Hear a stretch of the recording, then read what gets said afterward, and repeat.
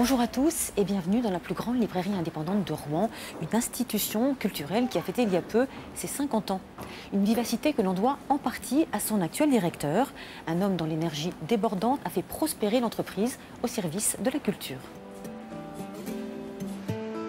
On ne dira pas que la rue lui appartient, mais enfin sur une centaine de mètres de la rue Jeanne d'Arc, on peut lire, à 3 endroits différents, le nom de la même enseigne, l'Armitière. Depuis que Mathieu de Montchalin a repris en 1996 cette librairie rouennaise renommée, il l'a agrandie, embellie et développée. Des projets, toujours de nouveaux projets. Voilà ce qui fait avancer Mathieu de Montchalin. On a réglé le problème des trappes au deuxième étage là. Ça sera fait dans 5 semaines. Okay. Le dernier projet en date, regrouper l'ensemble des librairies sur un seul et même lieu. 1000 mètres carrés dédiés à la lecture, à la culture et à l'éducation. 80 000 titres et références proposés à la vente. Là, plus exactement, la médecine, droit, donc tout ce qui est universitaire. Derrière, ça sera le scolaire. Dans l'autre partie, les sciences humaines, les essais et documents. Elle se porte très bien, votre petite entreprise? Elle se porte bien et surtout, on essaye de bouger tout le temps parce que, en fait, je pense que les gens attendent un certain nombre d'évolutions dans le métier de libraire.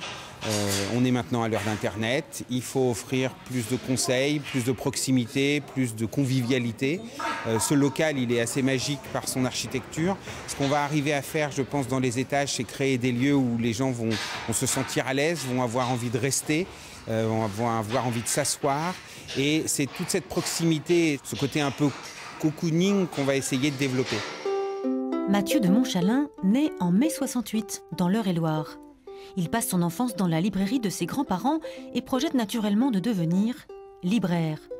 Bon fils, il écoute pourtant les mises en garde familiales qui lui déconseillent de prendre cette voie. Il se rêve un temps journaliste et intègre finalement une école de commerce à Lille.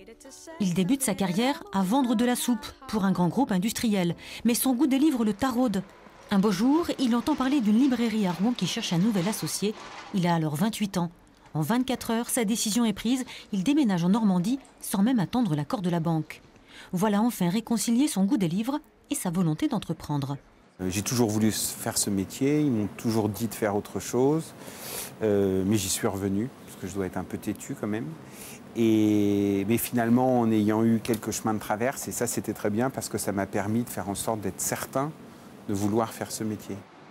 Avant de se retrouver à la tête de l'une des plus grandes librairies indépendantes de France, il a fallu trouver de nouvelles idées, organiser toujours plus de rencontres avec les auteurs, continuer de croire au livre papier quand le numérique gagne du terrain. Mais sans faire la révolution pour autant. L'Armitière est une institution qui appartient un peu aux Rouennais. Je trouve qu'il y a beaucoup de choix dans tous les domaines, que ce soit historique, les romans, on a toutes les nouveautés poches, donc pour que ce soit moins cher. Donc, on trouve tout avec le conseil en plus. Je suis conscient que l'Armitière, c'est une personne morale, mais c'est une personne.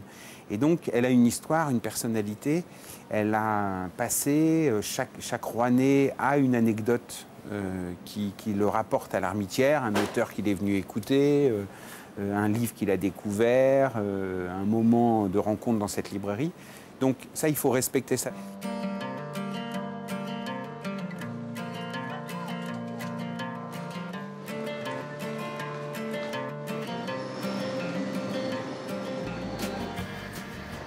Deux à 3 jours par semaine, Mathieu de Montchalin va porter ses idées à Paris, au syndicat de la librairie française, dont il est le président. Parmi les dossiers qui lui tiennent à cœur, le rétablissement par la loi d'une certaine équité entre les géants de la vente par correspondance et les librairies. Cette loi qui a permis de freiner l'avancée du monstre en essayant que les règles soient les mêmes pour tout le monde. Le but du jeu, ce n'était pas de leur interdire d'exister. Le but du jeu, c'était d'essayer de faire qu'une petite librairie à Yvetot, avec 3 personnes, ait la possibilité de se battre contre un mastodonte de dizaines de milliers de salariés qui évolue dans le monde entier. Préserver le réseau de la librairie, qui est un des plus denses au monde lui aussi, c'est un moyen de maintenir toute la chaîne du livre.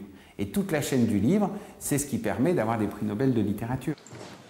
Ce soir, Mathieu de Montchalin est aussi invité au vœu de la ministre de la Culture. Car avec ses 2500 librairies indépendantes, ses 3500 éditeurs et ses milliers d'auteurs, il représente l'un des secteurs les plus florissants de la culture française. C'est des vœux, c'est aussi un moyen de redire aux collaborateurs de la ministre nos priorités et d'essayer de prendre des rendez-vous. Mais enfin, des rendez-vous, on en a régulièrement. Donc non, là, on est plutôt dans les rendez-vous réguliers. Et je pense que cette année, on va être particulièrement dans un moment d'émotion assez fort. Retour à Rouen. Avant l'ouverture de la librairie, le libraire, qui est aussi chef d'entreprise, visite l'entrepôt dans lequel sont stockés les ouvrages. C'est un endroit très important chez nous puisque, évidemment, des livres, on en reçoit tous les jours, plusieurs centaines de kilos. On en réexpédie tous les jours, plusieurs centaines de kilos aussi. Donc, c'est dans ce lieu qu'on voit que le métier de libraire, c'est un métier de manutention aussi. À l'Armitière, on brasse à peu près 600 à 700 000 livres par an. Un libraire, chef d'entreprise et président du syndicat des libraires, a-t-il encore le temps de lire ? J'essaye de lire au moins un livre par semaine. Qu'est-ce que vous avez lu récemment ? Je suis en train de lire le Houellebecq. J'ai lu un petit roman aux éditions de Minuit qui s'appelle Un été, qui est un petit bijou. Quand vous vous rendez compte qu'avec 100 pages, l'auteur arrive à vous peindre un paysage et à vous faire rentrer une histoire comme une saga de 800 pages, vous vous dites, là, il a réussi quelque chose. 70 auteurs sont venus l'année dernière à l'Armitière rencontrer leurs lecteurs. Ces rencontres sont l'une des belles réussites de la librairie.